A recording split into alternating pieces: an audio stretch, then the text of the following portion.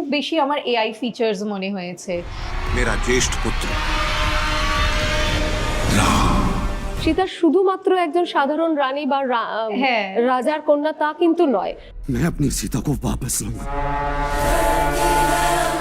Hey, hello everyone. Welcome back to our channel, Dibbong Entertainment with Shahana and Debjani today. So, hi Debjani. Hello, কেমন আর আছো?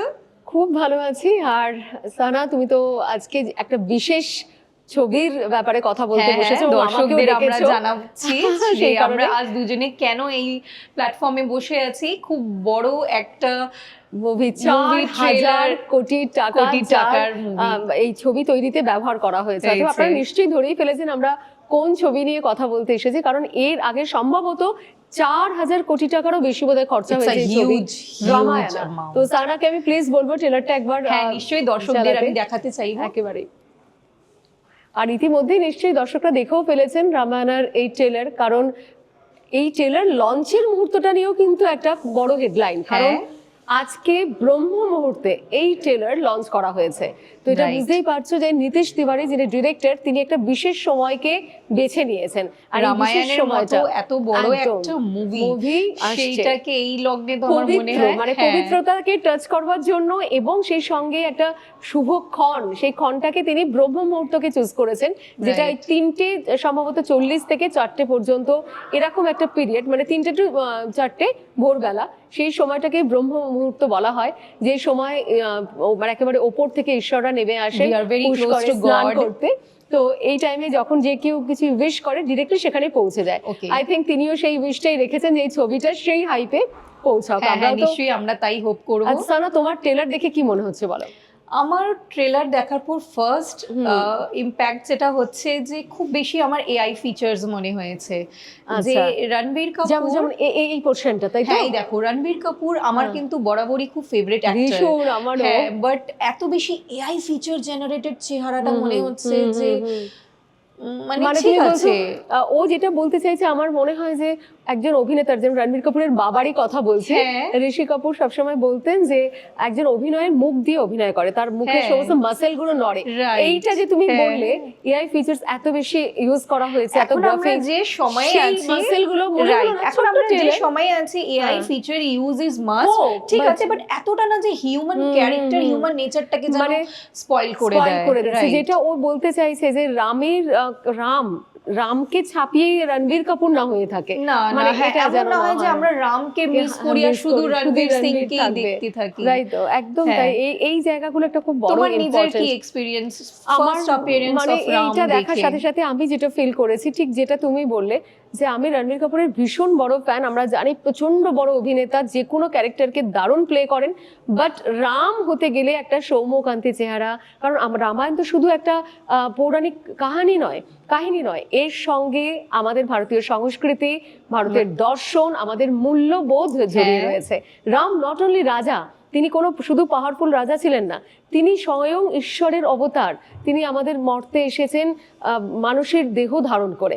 অতএব তার চেহারা, তার গরিমা, তাকে গ্লোরিফাই করা একটা আলাদা ব্যাপার, তাই না? রাইট, একদম। আচ্ছা, তুমি সাই পল্লবীকে তো দেখলে As a সীতা, হ্যাঁ সাই পল্লবী যেখানে কলকাতাতেই শুট হয়েছে, আমি আমার দর্শকদের জানাতে চাইবো অন্য ফিল্মে চলছে, হ্যাঁ অন্য ফিল্মের জন্য চলছে, এই মুহূর্তে যেখানে সাই পার্ক কলকাতায় স্ট্রিটে রয়েছে। দেখা হ্যাঁ, গেছে হ্যাঁ, সাই হ্যাঁ। পল্লবীকে খুব কিন্তু ফ্রিকোয়েন্টলি।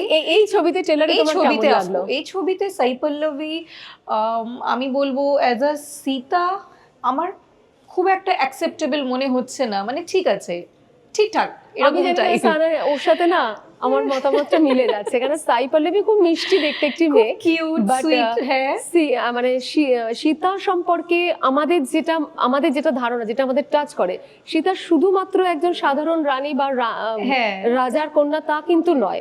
আমাদের যেটা ফিল হয় যে সে 10 জন মহিলার থেকে তার মধ্যে একটা বিশেষ কিছু আছে, তাছাড়া কি একটা বলো? তেজ আছে। হ্যাঁ, হ্যাঁ, তিনি এই শান্ত, তেজ। তিনি সুন্দরী, তিনি হ্যাঁ। কিউট, বাট সেই শান্তির মধ্যে সেই তার ব্যক্তিত্ববান। পার্সোনালিটি আমার Right. মনে হচ্ছে যাচ্ছে না, যাচ্ছে না। পার্সোনালিটিটা মানে একটা যাচ্ছে তেজ, না। সেটা কিন্তু সম্পূর্ণ আমরা ট্রেলার দেখে বলছি। হ্যাঁ, শুধু দেখা একটা গেল হয়তো ট্রেলারের উপরে মুভি দেখার পর পুরো হয়তো একদম তবে হ্যাঁ, আদি পুরুষ যেন না হয়। না আদি পুরুষ না, আদি পুরুষে কথা না বলাটাই আমার মনে হয় বেটার। আচ্ছা, হ্যাঁ, রাবণকে দেখে কেমন লাগলো? ইয়শ রাবণ, ইয়াশ, হ্যাঁ ইয়াশকে তো আমি কেজিএফ এ দেখেছি, আর কেজিএফ এ ইয়াশ যা লেগেছে, এখানে রাবণে কেমন না, লেগেছে? রাবণেও আমার খুব ভালো লাগছে, খুব ভালো লেগেছে। আচ্ছা, এটা আরেকবার একটু ইয়ে করো, প্লে করো, হ্যাঁ, দেখা যাক আমাদের যে দেখার- রাবণকে আমরা এর মধ্যে হ্যাঁ। ধরতে পারি কিনা। হ্যাঁ হ্যাঁ দেখি। আর অরুণ কবিল যিনি, আর মানে আমরা তো জানি যে রামানন্দ সাগর যে প্যারামিটারটা সেট করেছিলেন রামায়ণের, আমাদের ছোটবেলায় আমরা দেখেছি, সেটা অসাধারণ। সেই রাম মানে অরুণ কবিল, তিনি এখানে রামের পিতার চরিত্রে অর্থাৎ দশরথের চরিত্রে অভিনয় করছেন। তো তার চোখ মুখটা কিন্তু অনেক বেশি দেখবেন নর্মাল লাগছে, হ্যাঁ। তাই না? দশরথকে বরং অনেক বেশি রিলেট করা যাচ্ছে হ্যাঁ, যে হ্যাঁ। তিনি, বাকিটা সবটাই তো তুমি যেটা বলছো গ্রাফিক্সেই যেন হ্যাঁ, কোথাও এবং আটকে ঠিক আছে। ভিএফএক্স ইউজ বা এআই ইউজ হচ্ছে, Okay, obvious, ঠিক তো আছে, সেটা বাট এতটা বেশি না যে পুরো হিউম্যান নেচারটাকে nature রিপ্লেস টাকে। করে দিচ্ছে। Right. একটা র ক্যারেক্টার যেটা আমরা দেখতে চাইছি সেটা যেন মিস না হয়, একদম তাই। আর তোমার মিউজিকের ব্যাপারে কিছু বলার আছে? মিউজিক যারা দিয়েছেন, এআর রহমান রয়েছেন, হ্যাঁ, এবং আর কিছু আমাদের বলারই নেই সবথেকে সেক্ষেত্রে। expectation high হ্যাঁ, ভাই। হ্যাঁ। কারণ হচ্ছে এআর রহমান, আমরা ভাববোই যে এমন কিছু দেবেন যেটা আমাদের মানে সারা জীবন মনে হ্যাঁ, রাখতে হ্যাঁ, পারবো হ্যাঁ। যে এটা একটা দুর্দান্ত কিছু মিউজিক একদম, হয়েছে। হ্যাঁ। আর লিরিক্স গুলো লিরিক্সের ক্ষেত্রে কুমার বিশ্বাস, কুমার বিশ্বাস, তো right. উনি আশা করা যেতেই পারে যে আমি তিনি এমন actually কিছু যে ট্রেলারটা research দেখলাম, করেছেন। হ্যাঁ হ্যাঁ, যে ট্রেলারটা দেখলাম খুব অল্প টাইমের হ্যাঁ। জন্যই যে ট্রেলারটা দেওয়া হয়েছে, তাতে কুমার বিশ্বাসের লিরিক্স তো মানে খুব একটা ছোট ছোট ছোট ছোট যে হাইলাইটস ওয়ার্ডস গুলো ইউজ করেছে, আমার মনে হচ্ছে একটা ব্যাপক কিছু হতে চলেছে একদম। আমার মনে হয় না এটা এমনি এমনি করেছে, জানো আর তো। তাছাড়া লিরিক্সের উপরে কিন্তু সব মুভিটা অনেকটা, ডিপেন্ড করছে, কারণ- যে তোমার এই যে ওয়েট, একটা একেবারে ক্যারেক্টারের তাই, ওয়েট ধরে weight রাখা, সেটাকে কিভাবে এগিয়ে নিয়ে যাওয়া, it all depends on lyrics. একদম তাই। আর সব থেকে বড় কথা, এই ধরনের পৌরাণিক কাহিনীগুলোতে না মিউজিক খুব ভীষণ ম্যাটার করে। কারণ আজও আমাদের মনের মধ্যে দেখবে মহাভারতের শব্দটা আসলেই সেই মিউজিকটা ঘুরতে থাকে, রামায়ণ আসলে এই যে মিউজিকগুলো জুড়ে যায় আমাদের জীবনের সাথে। তো নিশ্চয়ই তারা অনেক রিসার্চ করেছেন, অনেক ভাবনা চিন্তা করেই এগুলো তৈরি করেছেন।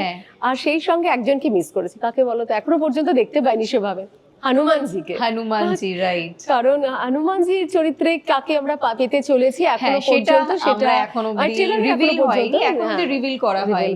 আমি আমি আমাদের দর্শকদেরও বলতে চাইবো যে এই যে ট্রেলার, এটা হচ্ছে পুরোটাই আমাদের মতামত। আপনাদের কি মতামত আছে? ট্রেলার একবার নিশ্চয়ই দেখবেন, আর কমেন্টে জানাবেন যে কোন ক্যারেক্টার বা কিভাবে আপনারা এই ট্রেলারটা অ্যাকসেপ্ট কতটা করতে পারছেন, তাই না?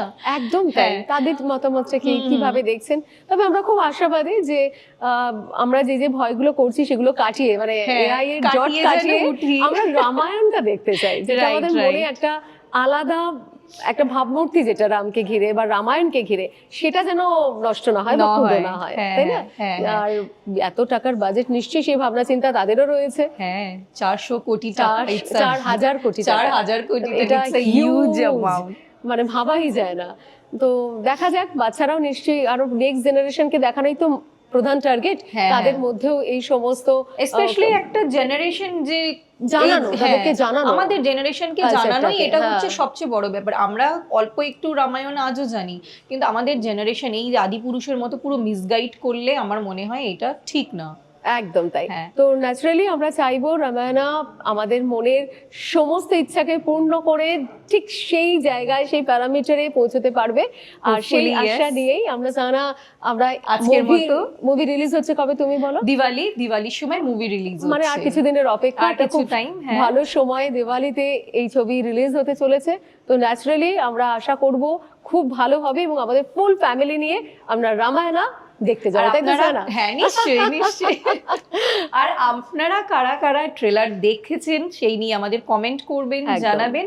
আর মুভি দিওয়ালিতে রিলিজ হচ্ছে, মুভি নিয়েও যখন আপনারা দেখছেন নিশ্চয়ই আমাদেরকে মিস করবেন আর জানাবেন, তাই না? তাহলে আজকের মতো শেষ করলাম।